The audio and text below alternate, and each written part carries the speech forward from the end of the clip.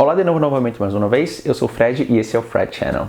E hoje eu resolvi falar de uma vez a respeito de 3 filmes da Disney da década de 40, não é mesmo? Porque eu não sei vocês, mas eu pelo menos não aguento mais essa década. Que pra quem não sabe, é a década que aconteceu e tudo mais, não é mesmo? A Segunda Guerra Mundial. E pra quem não sabe, com guerras e tudo mais, não sei o que, a economia do país acaba se fudendo bastante, dependendo do envolvimento desse país na guerra, não é mesmo? E os Estados Unidos, convenhamos que tipo, eles tiveram uma participação muito efetiva, não é mesmo? Na Segunda Guerra. O orçamento estava focado demais nessa indústria, não é mesmo? Na indústria da guerra e tudo mais, que pra quem não sabe é uma indústria que dá muito dinheiro, inclusive principalmente nos Estados Unidos, que eles é um país que vive em guerra constante, não é mesmo? E por conta disso, pela falta de verba, a Disney não conseguia fazer os filmes que ela queria realmente fazer. Então acabava tendo que optar por filmes de baixo orçamento, principalmente porque eles não queriam arriscar demais em um filme não fazer muito sucesso e não dar o lucro que eles queriam. Então por isso que tipo, eles acabavam por fazer esses filmes de qualidade menor, muito inferior, não é mesmo? Inclusive pra mim foi mais ou menos uma tortura assisti-los, alguns no caso, a maioria, mas enfim. E eu tinha falado que eu já não aguentava mais filmes de segmentos. E, por algum motivo, o filme de segmento acabaria saindo mais barato do que um filme completo. E é isso que aconteceu até o final da década de 40. Então, para fechar essa década, não é mesmo? Antes de chegar finalmente num filme, um filme inteiro de uma história só, que no caso é Cinderela, vamos para esses 3 filmes. Que é Como é Bom Se Divertir, Tempo de Melodia e As Aventuras de Ichabod e Senhor Sapo. Então vamos para o primeiro, que é Como Bom Se Divertir, não é mesmo? É um nome muito ridículo, mas é a vida. O título em inglês não é muito menos ridículo do que em português, mas sabe como é que é. Nesse filme, mantendo aquele negócio de segmentos que eu falei, é dividido em 2 partes. Menos mal que dá pra, né, ter 2 histórias mais concisas, digamos assim. O interessante a respeito desse filme é os vários crossovers entre vários filmes da Disney. E no início você já percebe isso porque tem a presença do ilustre grilo falante, não é mesmo, do Pinóquio, e começa o grilo nesse quarto, sem muito pra fazer e tudo mais, não sei o que, blá blá blá. Ele acaba ligando o rádio e ouvindo a história que o rádio está contando. Então, esse primeiro segmento do filme é a respeito dessa história que esse rádio está contando, que é a respeito do urso chamado Bongo. Inclusive, nesse quarto tem umas coisas que remetem a realmente Pinóquio, além, claro, do próprio grilo falante, que no quarto tem o gatinho do Pinóquio, apesar dele ser meio diferente, e a peixa, que eu tinha falado no vídeo do Pinóquio, que também está aqui, mas a peixa é certeza que é do Pinóquio, se não for uma irmã gêmea, é muito gêmea, porque não é possível. Então vamos lá. Assim como o nosso querido Dumbo, que o vídeo está aqui, Pongo é um animal de circo. E apesar dele ser muito ovacionado e ser uma estrela, sair em revistas e tudo mais, por todas as cidades que esse circo passa, ele é um ursinho extremamente feliz, e graças aos deuses mostra isso nessa parte desse filme, porque animais não foram feitos para ficarem em gaiolas e tudo mais e a serviço dos humanos, não é mesmo? Pelo amor de Deus. E ele acaba que houve o chamado da natureza, um chamado de si mesmo para tentar escapar e viver na natureza como ele realmente deveria viver. E, coincidentemente, enquanto o trem estava andando e tudo mais, a cela em que ele habita está um pouco frouxa, a porta, não é mesmo? O portão, aquele ferro, aquela coisa muito louca, e ele consegue sair do trem em movimento, não é mesmo? Muita habilidade sair do trem em movimento e continuar vivo, mas ele continua vivo. Só que ele acaba aqui na floresta, digamos que encarando algumas adversidades, não é mesmo? Que ele não estava acostumado por ser um urso de circo e não saber muito, ou até mesmo nada, a respeito do que é realmente viver na natureza do jeito que você deveria viver, não é mesmo? Você, no caso, o urso e os animais. Ele, coitado, sofre tanto com todos os barulhos da natureza porque ele acha que isso seria uma coisa calma, não é mesmo? A gente mesmo, tipo, a gente imagina que isso é uma coisa calma, mas sabemos que em todos os tipos de floresta, no caso, não é mesmo? Os animais vivem e são ativos tanto durante a noite quanto durante o dia. Ele não estava acostumado com isso, não estava esperando, e acabou que não dormiu porque ele não conseguia dormir. Ele, o pobre, estava começando a se arrepender de ter saído do trem do circo, até que ele avista uma orcinha, não é mesmo? E é aquela coisa normal, tipo, o principal objetivo da pessoa nessas décadas muito passadas aí é arranjar um companheiro ou uma companheira em que você possa casar para sempre e ser feliz para sempre. Aquela coisa clichê chato que é impossível, não é mesmo? Mas enfim, eles ficam lá meio apaixonadinhos um pelo outro e tudo mais, e chega um urso muito grande e muito louco que quer bater nele a qualquer custo. De graça, acontece, né? E a ursinha fala, não faça isso porque eu quero ficar com ele. E ela vai lá e dá um tabefe no Pongo, porque não sabemos. Mas enfim, depois de muitas aventuras, muita coisa muito louca, a gente aprende que quando o urso dá uma tabefada na cara do outro, significa que ele ama essa pessoa. esse urso no caso. O que é um ensinamento muito ridículo, não é mesmo? Eu acho que isso não acontece na vida real. Eu não cheguei a pesquisar os comportamentos dos ursos, eu preciso ir a fundo no Animal Planet para ter certeza de que isso acontece, mas eu acho muito improvável. Se um urso ou qualquer animal dá um tapa no outro e tudo mais, ou eles estão brincando, ou eles estão realmente querendo se matar. Inclusive nós humanos, não é mesmo? O importante aqui, no final, depois da batalha desse ursão com esse ursinho, o Pongo, dá tudo certo e ele fica lá apaixonado com a menina e aprende alguns costumes dos ursos, inclusive esse lance do tapão, que significa que você ama ele, mas enfim, what the fuck. E depois dessa história maravilhosa desse rádio, o grilo falante fica vendo o quarto e tudo mais e vê uma cartinha, não é mesmo? E falando sobre uma festa, e a convidada é nada mais nada menos do que Luana Patton, que é a atriz que tinha contrato, a atriz mirim, no caso, que tinha contrato exclusivo com a Disney, depois do filme A Canção do Sul, que eu falei no vídeo passado, que está aqui. Então ele sai desse lugar e vai pra onde está tendo essa festa, que tipo, uma festa que é mais ou menos festa, na verdade, porque tipo, só tem um cara, essa menina e 2 bonecos de marionete. Inclusive esse cara realmente atua com os marionetes, ele mexe muito pouco a boca.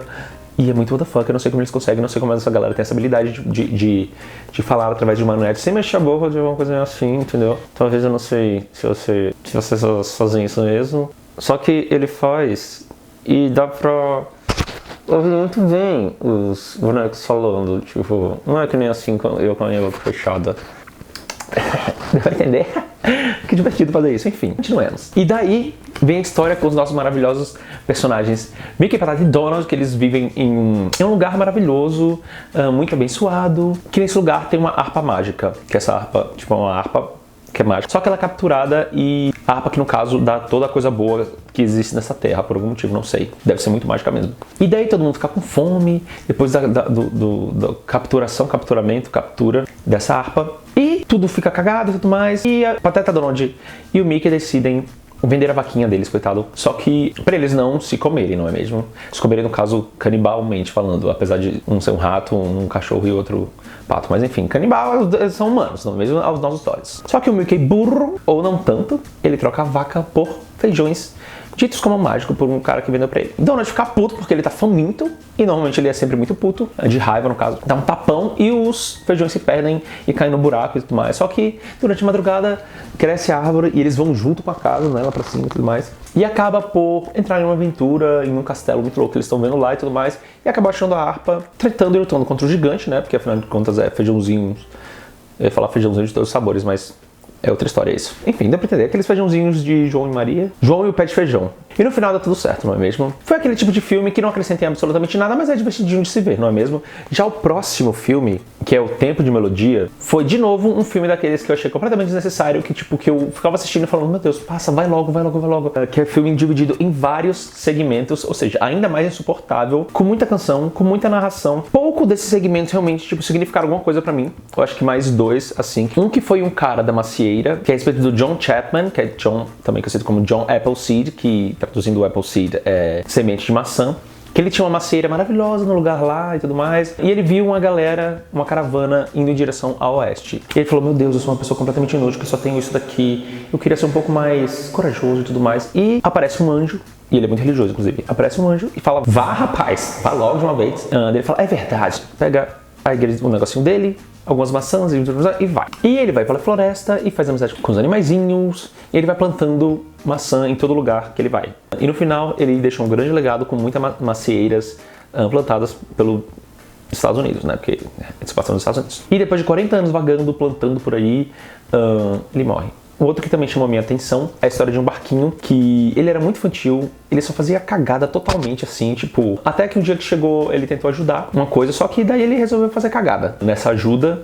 E daí acabou que foi exilado do lugar em que ele morava e lascou a vida do pai dele, porque o pai dele ficou mal visto por causa do filho, não é mesmo? Que é uma coisa assim absurda. As pessoas têm que separar os indivíduos, não é mesmo? Só porque, por exemplo, seu pai matou uma pessoa não significa que você vai matar, ou se você destruiu a sua cidade com uma grande bomba, não significa que tipo, sua família precise pagar por isso, entendeu? Ouviu? Sociedade. Só que no final de tudo ele acaba fazendo uma boa ação e resolvendo um problema muito louco a respeito de um barco que estava à deriva, e acabou que todo mundo esqueceu o que ele fez e ele saiu como herói do negócio, entendeu? Se você fizer muita cagada um dia, tenta se redimir.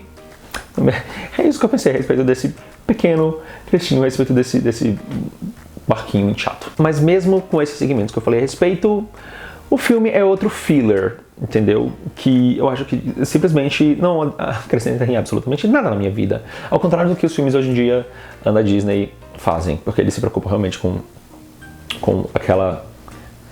aquele temperinho a mais, não é mesmo aquela coisinha que faz bem para o cocorô. E antes de ir para o último filme da década de 40, que é As Aventuras de Ichabod e Senhor Sapo, por favor, se inscreva no meu canal, deixe seu like, comenta se você assistiu algum desses filmes, o que você acha deles, se você concorda ou discorda de mim, e siga-me em minhas redes sociais. Esse último filme que eu vou falar hoje, Graças aos Deuses, também é dividido em duas histórias distintas, então pra mim foi algo menos cansativo de ver. Então, nesse filme temos uma linda, maravilhosa biblioteca e que nessa biblioteca a pessoa, o narrador, escolhe 2 livros para ler. O primeiro é a respeito do Senhor Toad, que é o Senhor Sapo. Nesse temos esse sapo riquíssimo, que tem pessoas que trabalham para ele para tentar resolver a vida dele, só que ele é uma pessoa que fica facilmente maníaca e obcecada por coisas assim, randômicas que surgem na vida dele. E as pessoas que trabalham pra ele tentam fazer ele voltar dessa obsessão muito louca a respeito das coisas pra viver, não é mesmo? Então, nesse momento, no início dessa parte do filme, ele é obcecado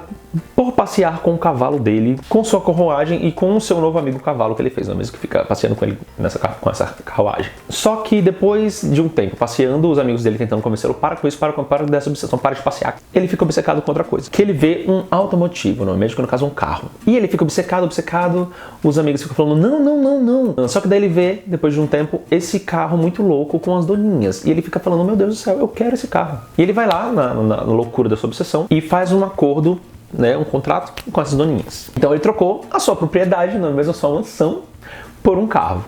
Para você ter noção, um nível de obsessão louco desse sapo muito louco. Eu tenho quase certeza absoluta que ele era de virgem, com ascendente em virgem e lua em virgem. E provavelmente de todos os outros planetas em virgem também, coitado. E coitado de quem, vive ao redor dele, né? Mas nada contra a pessoa de virgem, eu até amo várias. E então dá uma treta muito, muito louca a respeito desse contrato, que o Senhor Sapo acaba sendo culpado por alguma coisa de ilegal nesse contrato, sendo que a culpa não é dele. Aí vai ter a audiência, não sei o quê, e acaba que ele é considerado culpado e preso. A galera vai lá dar depoimento, tem gente que aparentemente também dá depoimento falso, como o dono do bar, em que eles assinaram o contrato. Mas enfim, todo mundo fica muito triste, os trabalhadores ficam sem trabalhadores porque não tem com quem trabalhar, não é mesmo? Porque afinal de contas o patrão dele era o Senhor Sapo. Então o cavalo, que é um recente amigo dele, vai lá e ajuda o sapo a sair da prisão. O sapo consegue fugir da perseguição com os policiais e vai na casa de uns amigos que trabalhavam para ele. E eles acabam descobrindo que tem que pegar esse contrato com, pasmem, o dono do bar, que na verdade era quem comandava as doninhas. Por isso que ele deu depoimento falso para sair no lucro do negócio todo, não é mesmo? Então eles vão para essa mansão do sapo onde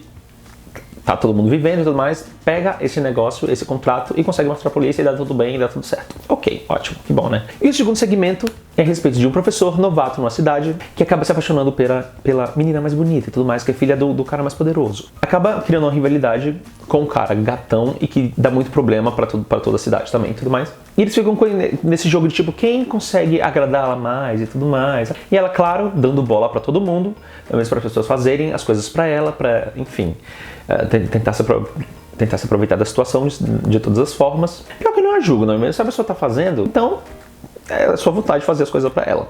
Ela não tem obrigação de fazer nada pra você em troca. E daí a família dela chama a galera pra ir numa festa de Halloween. Vai esses dois, não é mesmo? O professor, novato na cidade, e esse cara na cidade que causou confusão e tudo mais, e o cara que comete confusão, que é todo marrento e tudo mais, conta uma história de terror. O bicho, o professor, fica com muito medo. A festa acaba, ele sai, e ele tem que atravessar pela floresta e tudo mais, e atravessar uma ponte pra chegar na casa dele. Só que ele começa a escutar coisas. E nessa parte me lembrou muito as coisas muito loucas que a Branca de Neve, que tá no vídeo aqui, via quando ela se perdeu na floresta. Coitada, ela ficou extremamente louca. Só que do nada surge o cara do conto de terror que o marrento da cidade contou lá na festa de Halloween. E vai atrás desse cara. E acaba conseguindo pegar esse cara. E ele nunca mais é visto. Fim.